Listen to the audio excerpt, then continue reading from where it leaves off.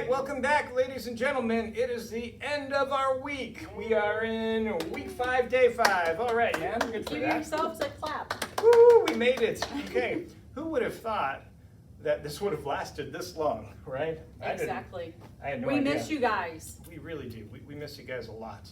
And we're hopeful that this is going to be ending soon. That would be nice. Yeah, and so so we can all come on back and see you again. Of course, I'm Mr. Rowe, and of course we have Miss Alice here joining us today. So no new announcements for today, and so let's go ahead and cut straight to the joke and the pledge. Miss Alice.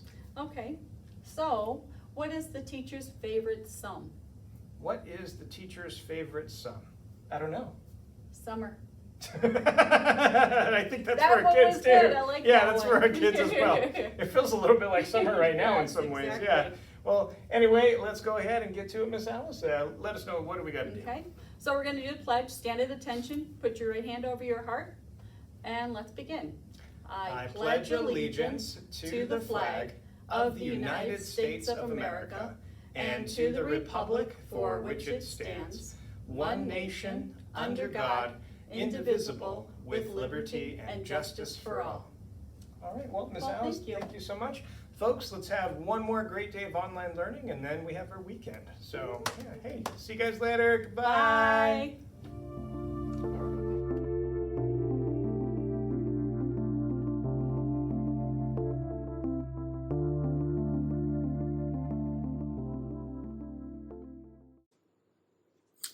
Hello there. Let's go ahead and get started. We are on week 5, day number 5. It's the last day of our school week, so I hope you're excited.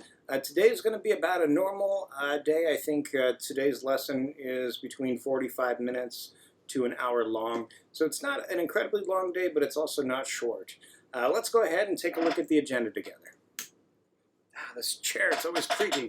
Okay, so in life skills, we are going to be going over how to shop for cars, looking at pricing, checking out the consumer reports, making sure that you get a good price on the car, why you should probably buy a popular car and not a niche car, also important, okay? In current events in economics, we're talking about, we talked about the supply and demand curve the other day. And so today we're going to be reviewing supply and demand curve and then talking about what happens when one of those curves changes and how that affects things like price and quantity of that product or service. Okay. In history, we're just talking about what changed and what didn't in the Gilded Age. Over here in literature, same as we normally do, we're going to review chapter 10 and then I'm assigning you chapter 11. In science, the only thing we're doing in science is we're just reading from the book. We're talking about the Bernoulli principle. It's in everything, kids. Like, Bernoulli principle is found everywhere. It's just amazing at how ubiquitous this thing is. So we're going to be talking some more about that. And then in math, for math group 1 and group 2, we don't have a new lesson today. We are just basically doing Khan Academy, okay? And so that is it for the agenda for today. And I will put down my doll, and let's get to the lesson. What did we name you? Yeah, whatever. All right, time for life skills.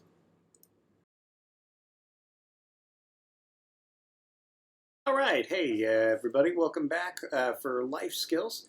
So we were talking about appreciating and depreciating assets. So we talked about buying a house, how it gets more expensive. Buying a car, they fall in price. And so you have to be careful when you buy cars. You don't want to spend too much money. I hate the creek. You don't want to spend too much money because you're not going to really see that money again. And a car just is supposed to get you from one place to another. Of course, like we said, you want your car to kind of look good. You want your car to be something that you're not embarrassed driving in.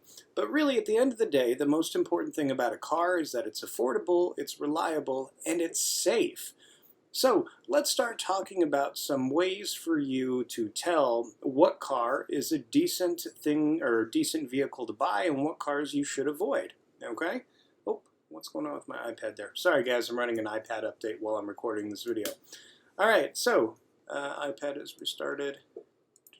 Okay, so first off, when you're interested in buying a car, you need to check and see how much that car should cost. Never trust a dealership or a website that is selling the car to tell you how much it should be worth. So back in the day when your parents and I were your age, we actually used to have a magazine or a book called the Kelley Blue Book, and it really was blue. And so you, to this day, you can go to the Kelley Blue Book website. It's kbb.com, okay? And the Kelley Blue Book website will help you find reviews and pricing for cars, okay?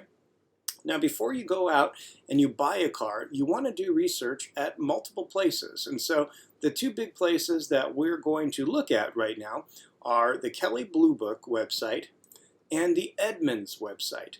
So these are both great resources for anyone interested in buying a car to make sure that one, you're not paying too much, and two, the car that you're getting doesn't have any serious known issues. Because if the car that you're buying is well priced, but it's known to have some kind of very expensive or very dangerous issues with it, you don't want to buy that car, okay? So let's go ahead and take a look here. So just for fun, I looked up the Ford Focus. The Ford Focus is an affordable car, and it is widely seen. It's in a lot of different places. And so I'm looking through Ford Focus problems here. 1999, that's a very old car right now, so that, of course, there's some problems there. 2002, 98. Okay, so far on this website, this is breakeryard.com. It's for pricing of parts. The Ford Focus looks okay. Okay, so I'm going to take that out here. So I did some basic web searches, and the Ford Focus parts look all right. Now, when you're considering a car to buy, you also want to get a car that is a popular car. And the reason you want to buy a popular car is not because popular cars make you popular. It has nothing to do with popularity or image. You want to buy a car that's sold decently well, because cars that have sold in high volumes, where there's been a lot of that car that's sold, those cars have cheaper parts. And so when you need to fix your car, if a lot of other people bought the same car, the parts should be widely available. Also, here I'm going to switch back. Also, from time to time, kids, there will be a car that gets in a car accident, and then the car goes to the junkyard, right? So the car got in an accident, and it's sitting in a junkyard, but it might have good parts on it. So for instance, maybe a car got rear-ended, and it smashed up the back of the car, but everything in the engine compartment is still looking good, okay? If you buy a car that's a popular car, a car that many models sold, there's probably a junkyard somewhere nearby. If you're in Tucson, there's probably a junkyard in southern Arizona or up in Phoenix that has your exact car that you already purchased with a part that you might need one day for a repair. If you can get a junkyard part that still is in perfect working order, it's going to cost a fraction of the price of a new part, okay? So you want to buy a car that's sold really well. Again, not because you want to be popular, but because those parts will be cheaper and it will be easier to do any repairs. You want to buy a car that is reliable, affordable, and you want to buy it at the right price. So again, let's go back and let's take a look at the Ford Focus. So I want to go here and let's take a look at car values. Let's do priced, new and used, okay? So again, the Kelley Blue Book website is known far and wide for being the place that you go to when you're looking for the price of a car. So let's look for a Ford, and again, we're looking for Ford Focus, okay? And by the way, I have no feelings for or against the Focus. I just literally decided that we'd do Ford, and so I know the Focus is an economical car that one of you might want to buy one day because it's a fun, sporty car, and it's not that expensive. So let's pull up the Ford Focus 2014. And so if you bought a Ford Focus, a used Ford Focus from 2014, let's find out how much you should expect to pay. Okay, the 2014 Ford Focus, let me zoom in here. It comes in two forms. Okay, so we have a hatchback and a sedan. All right. Let's see here. Let's pick the SE hatchback. That looks good. Okay. And let's not add any options. We just want to know what the base price is, okay? And let's get the price. So if you buy it from a car dealer, you usually pay a little bit more than if you buy it from a private party, okay? But when you buy it from a car dealer, you also have, if you buy it from a private party, somebody that you've never met, you have no idea who that person is. There might be something really wrong with that car, and after you buy it from them, you're stuck. But if you buy it from a dealer, the dealer should know what they're doing. And so with a dealer, there's usually a warranty and a return policy. And so when you buy a car from a dealer, you're probably going to pay a little bit more, okay? So we're going to choose a dealer because I do recommend buying from a dealer if you have the option. Oh, good. And so we see here on the Kelley Blue Book website, well, that ad is huge. Can I get rid of it? Maybe not. Okay. Anyway, we'll have to live with this ad. So we see here that for a 2014 Ford Focus, we should be expecting to pay between $5,600 and $7,300, okay? And so a typical price is going to be $6,600, almost $6,700 to $6,000, maybe $500. Okay, so we're looking at $6,500 to $6,700-ish, okay? That's a pretty good price for a first car. So the Ford Focus might be a good first car for one of you. Now let's go ahead and go to the Edmunds website. Okay, so on Edmunds, so on the Kelley Blue Book website, it's a good website to pick out pricing. Okay, it's very reliable. They also have some car reviews that you can check out there. The Edmunds site is also known for pricing cars, and they're very well known for their car reviews. So let's go ahead and click on the car review link over here on Edmunds. And oh, by the way, another good reason to use both of these sites, not only are they well known and respected, they have, decades of experience behind them, but they're free. So that's another good reason. So we're looking at our Ford Focus, and we're going to pick the year 2014 because that's the model that we're just pretending you're interested in. Okay? So let's see what reviews we have for the 2014 Ford Focus. And so, see, this price here is giving us from $6,000 to $12,000. That's a little bit too wide, okay? The pricing over here from Kelley Blue Book is probably the better pricing, okay? Really giving us a much more narrow range. Because here, you could be totally ripped off if somebody sold you one of these cars at $12,000 for an older 2014 car, okay? So right here, I like this. It gives us the pros and cons. So if you haven't done too much research on your own, you have it all laid out there very nicely, okay?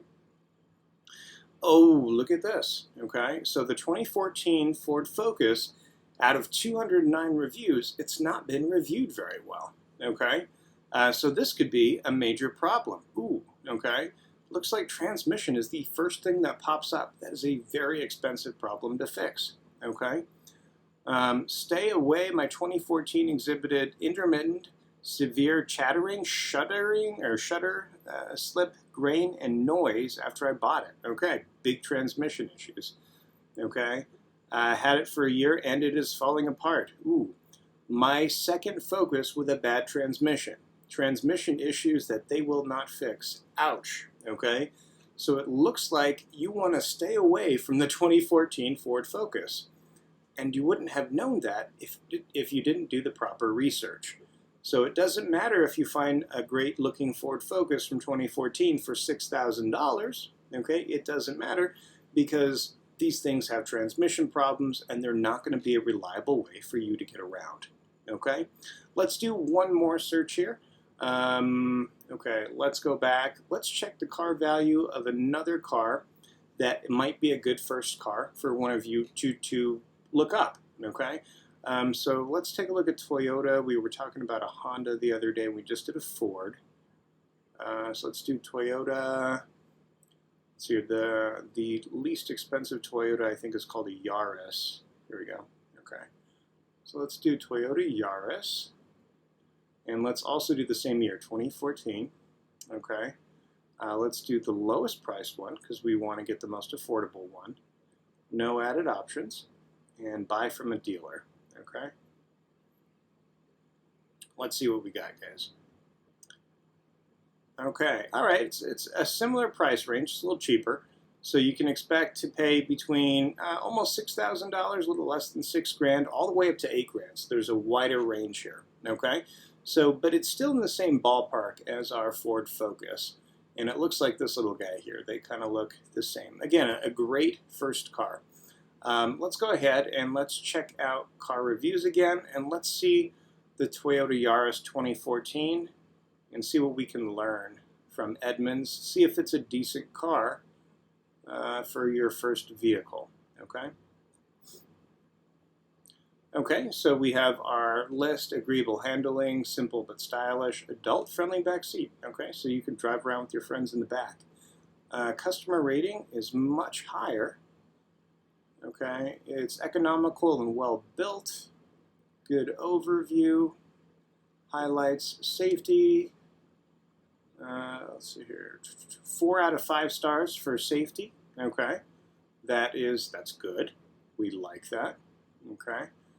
All right, customer reviews. Okay, these customer reviews look really good, but there's only 2 of them. Okay, so that doesn't really give us enough information. Okay, the Ford Focus had 209 reviews, and this one only has 2. Okay, but let's think about that for a second as well. Okay, if you have a really bad experience with your car, and you have a really good experience with your car, in which case would you be more likely to go to a website like Edmunds and create an account, log in, and write your comment? Okay? If you have a good experience with your car, you're not very likely to seek out Edmunds.com to write a review. If you have a really bad or frustrating experience with your car, you're much more likely to want to vent somewhere, to take that car down a peg and get mad at that dealership that wronged you or that car brand that you don't like. Okay? And so the lack of comments and reviews at a website like Edmunds might actually indicate to us that this car is actually very much on the level. Okay? It might not, but it very well could. So kids, remember, when you're buying your first car, check the pricing at Kelley Blue Book. Check the reviews. Edmunds is a great site for that. Look for a car that is sold and very popular so that you can find replacement parts for it. Don't look for a sports car that's super niche and hasn't sold many copies. Don't look for a crazy foreign brand. Don't look for a car that, I don't know. Don't look for something that's impractical. Okay, look for something that's safe and easy to maintain. All right, I'm going to stop rambling now. I hope you took something away from that conversation. If you kids love Ford and hate Toyota, I hope you're not mad at me now. Again, I was literally just looking this up as we were doing this. That's part of doing the research. Thanks.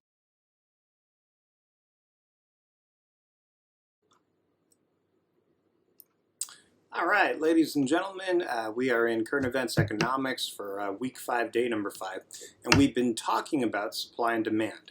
Yesterday, we learned for the first time how the supply curve and the demand curve meet, and that meeting of the supply and demand curve will tell us how many of a certain product or service will be purchased and at what price that product or service will be purchased. Okay, so again, to review, we have supply and demand, and so down here we have the amount.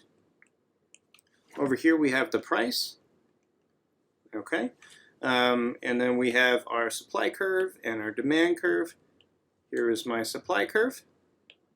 Here is my demand curve, okay?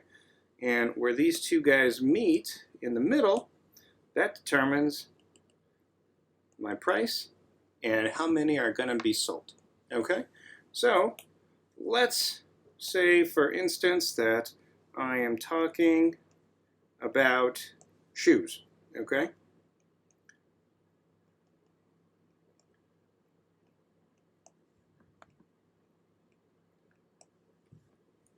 And so I have the price over here, okay?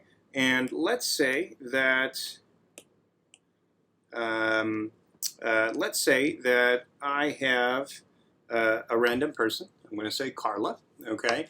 And Carla starts a shoe company called Carditas. Carditas shoes, okay? And so Carditas sells shoes, and they are the supplier, okay? And so this is the Carditas supply, okay?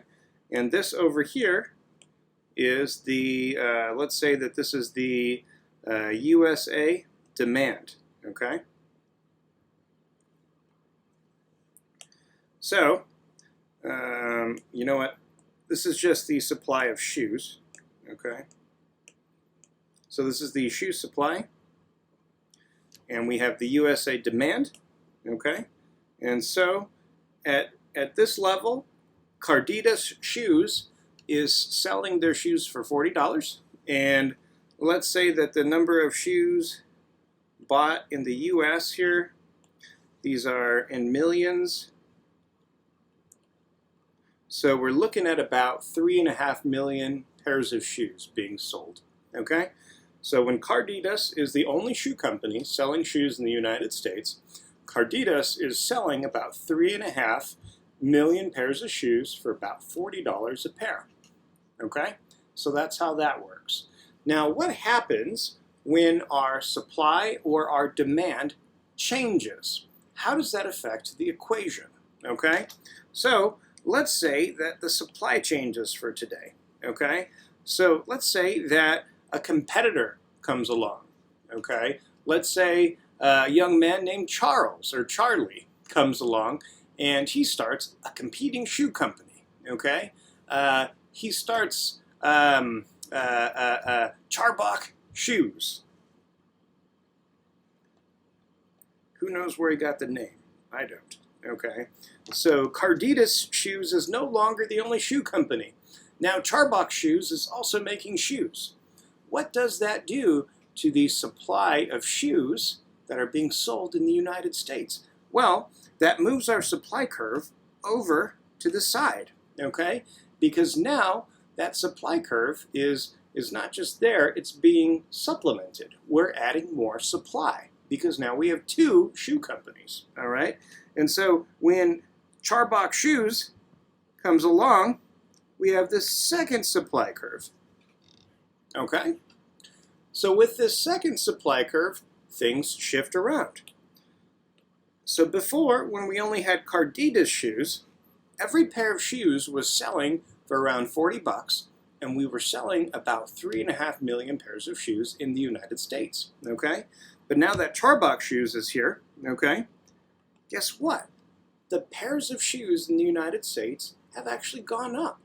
People in America are buying more pairs of shoes now that the supply has increased, okay? But wait a second, something else happens, okay? Now that Charbach Shoes entered the market, there's more competition, okay?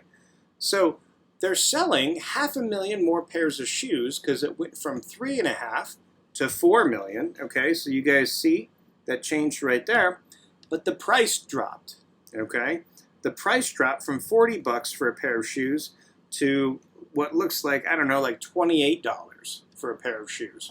So an increase in supply lowered the price of the shoes and increased the amount of shoes that were sold because we had more supply, okay? And so the supply and demand curves can shift based on different things that happen, okay? Those different things that happen change the price and change the amount of the good or service that gets sold. All right, that's it for our lesson today. I don't want to spend too much more time on this and overwhelm y'all, but I hope you see how the supply and the demand curve can change the price and the amount of something that gets sold.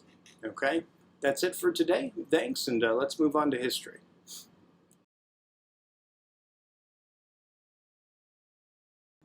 All right, folks, for history today, we are taking a look at Khan Academy and the Gilded Age, and we are going over the lesson that discusses what changed and what stayed the same in the Gilded Age. So again, the Gilded Age that ran from around the time of the Civil War up until about 1900 to 1910 or 20, depending on who you talk to. The Gilded Age changed a lot of things. Yesterday we learned about how migration changed, people moving from the countryside into the cities. We learned about how immigration changed, how originally immigration was mostly people from Western Europe, and then people from Eastern Europe and Asia and Latin America started coming into the United States. So today we're kind of focusing on what stayed the same, okay, and how the Second Industrial Revolution changed America even to this day. Okay, so let's go ahead and cut over, or I'm going to cut this talk short so you guys have the rest of the time to watch the video. The video today is only about 10 minutes long. Okay, so make sure that you take a look at that and you're done with social studies. Hooray! All right, let's move on to literature.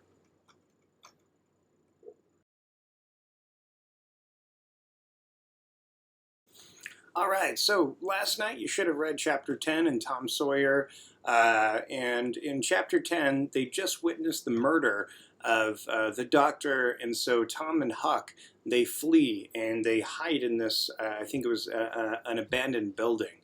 And so it's at this time that they start discussing like what they're going to do next.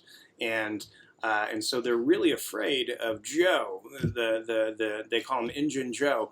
And so they're afraid of Joe, and so even though they know that Joe murdered the guy, not the drunk, they're too afraid to come forward and tell the truth. And so they swear a blood oath to each other that they're not going to tell anybody who the real murderer is. And they're kind of I don't know if it was in this chapter, if it's later in the book, but they're kind of figuring that in the end, you know, God or whatever is going to take revenge for the murder, and so they don't want to tell on Joe. They're afraid that if they tell on Joe and then Joe doesn't get caught, or if he gets caught and then he gets let go and they don't hang him or something like that, they know that Joe, he already killed the doctor, and so Joe would come and get them next. And so again, they don't want to tell. And then at some point they hear like a dog howling, and they say to each other that, you know, whatever the dog is hunting is about to get killed. And at first they think that maybe the dog's hunting them, and then they go outside and it turns out to be the drunk. And so it's just really not his night. And so Tom eventually goes home, and his brother sees him walk in, and it kind of like tells on him the next morning. He gets lectured. And so Tom is just having like an awful morning. He is worried about what he saw the night before. He's upset because his aunt just like got him in real trouble because his brother's a tattletale. And then he sits down at his desk, and he's just this little boy who has like the weight of the world on him. And then he finds that little doorknob that he gave to Becky right before Becky found out that this is not the first time that he's been engaged to be married, and it just like crushes him. He's like, oh, it's so bad. What a terrible day. And so that's the end of chapter 10. And I guess some days are just like that, right? So your homework tonight for, I guess, over the weekend, because it's day 5, is to read chapter 11. So please read chapter 11, write your vocab words 5 times each, and include the definitions. And that's it. Let's go ahead and get on to science.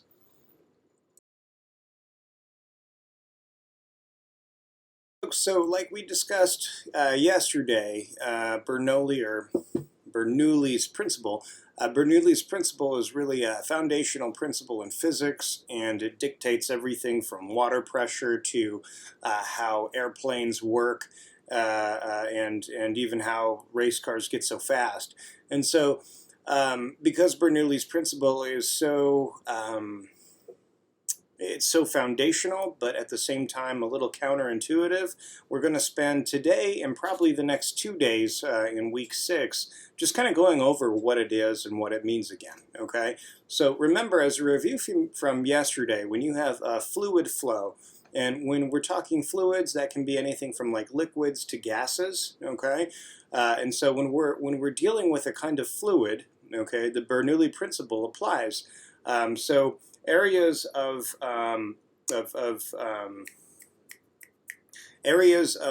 fluid flow that have higher pressure typically have a slower flow. Areas that have a faster flow typically have a lower pressure. And so Bernoulli's principle applies in different ways. So let's go ahead. We're going to read through the book, and no videos today. We're just reading through actually what the science book tells us, and then we're going to continue on to math. Okay, so here we go. Applying Bernoulli's principle. Okay, on December of 1903, Wilbur and Orville Wright brought an odd-looking vehicle to a deserted beach in Kitty Hawk, North Carolina. People had flown in balloons for more than 100 years, but the Wright brothers' goal was something no one had ever done before. They flew a plane that was heavier than air. They had spent years experimenting with different wing shapes and surfaces, and they'd carefully studied flight of birds. The first flight of Kitty Hawk lasted just 12 seconds. The plane flew 36 meters and made history.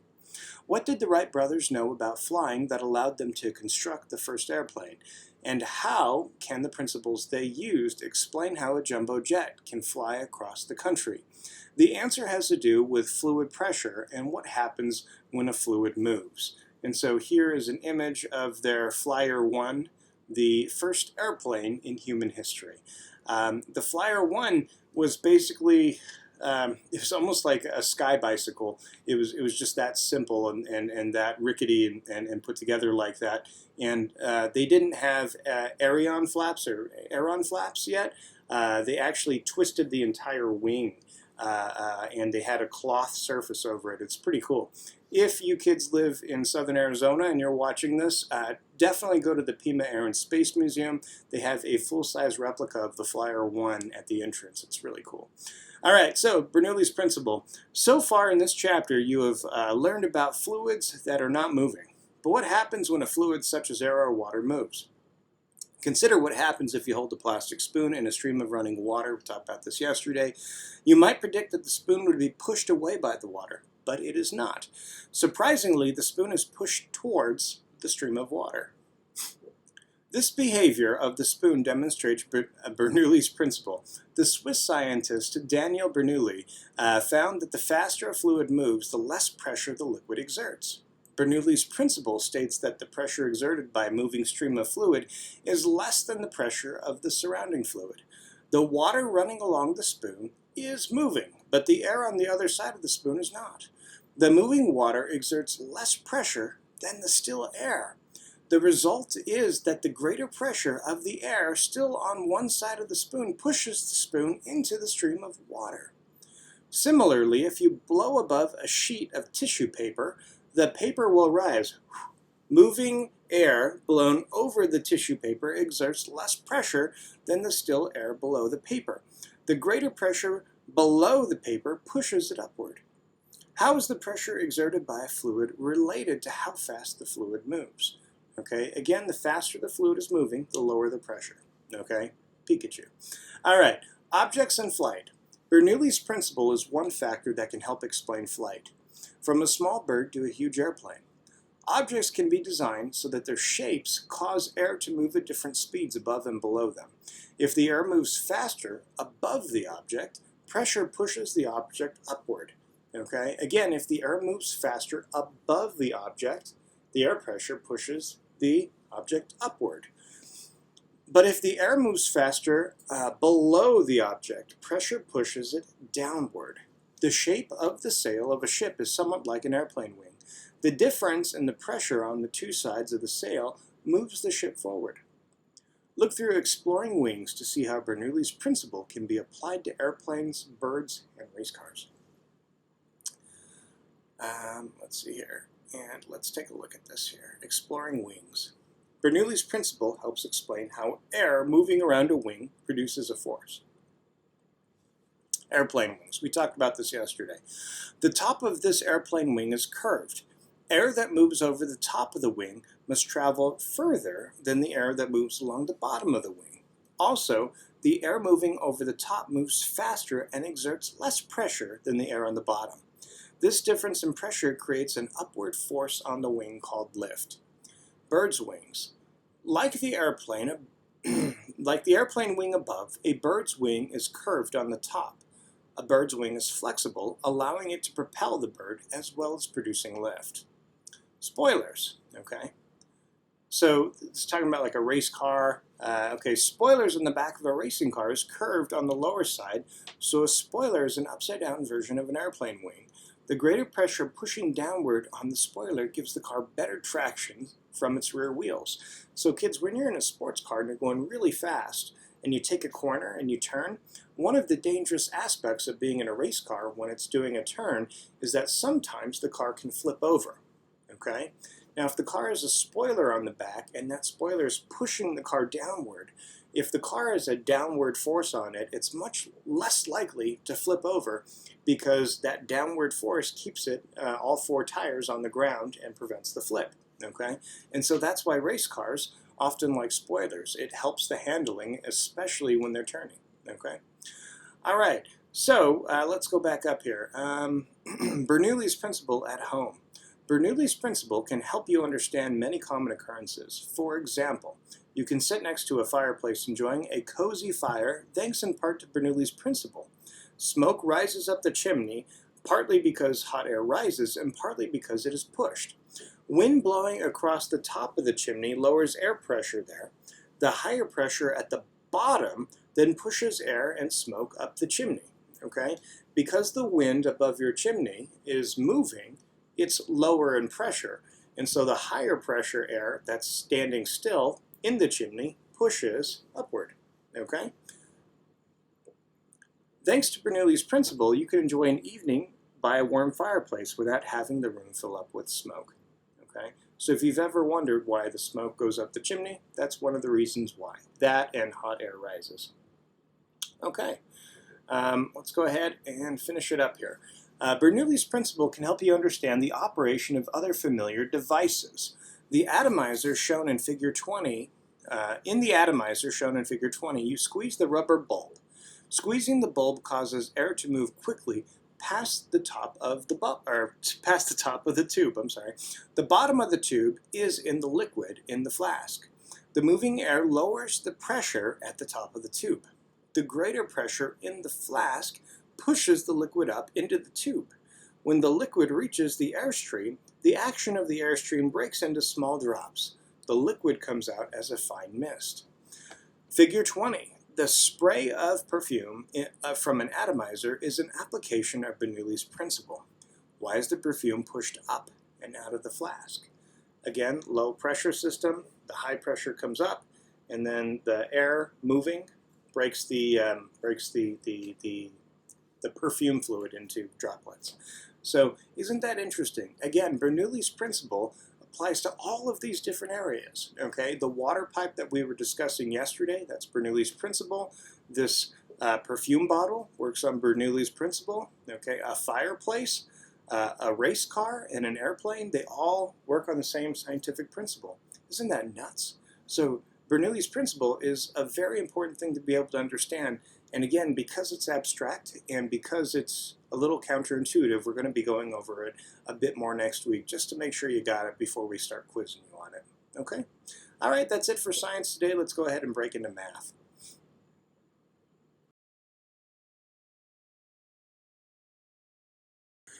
Okay, Math Group 1. Today for your math, you have two Khan Academy assignments. The first one is an actual practice. And so do the Khan Academy practice. The practice is going over the volume of spheres. Remember, 4 over 3 pi r cubed, okay? The volume of cylinders, which is the area of the base times the height. The area of cones and, I don't think pyramids, but just cones. And the area of a cone, remember, is the area of the base times the height times 1/3, okay? So go ahead and do the practice in Khan Academy, and when you're done with the practice, there is one final review form that I want you to read through. Once you're done with those two things, you're done for the week. Hooray! Good job. All right, excuse me, that's it for Math Group 1. Let's go ahead and get to Math Group 2. Have a wonderful weekend.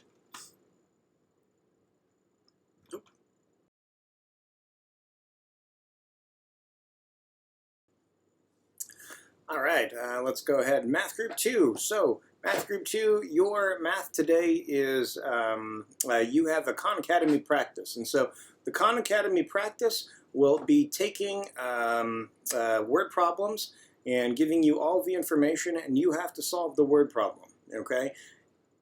When you solve the word problem, it is easiest if you use what you learned about linear programming and you graph out the inequalities to figure out the answer, okay? Don't be shy about using your iPad. If you need to, use the iPad, use your calculator, your graphing calculator on the iPad to figure it out, okay? That's it. So go ahead and travel to the Khan Academy link and go ahead and give that a try. And that's it. You're done for the week. Have a fantastic weekend, and I'll see you again next week for week 6, day number 1. Thank you.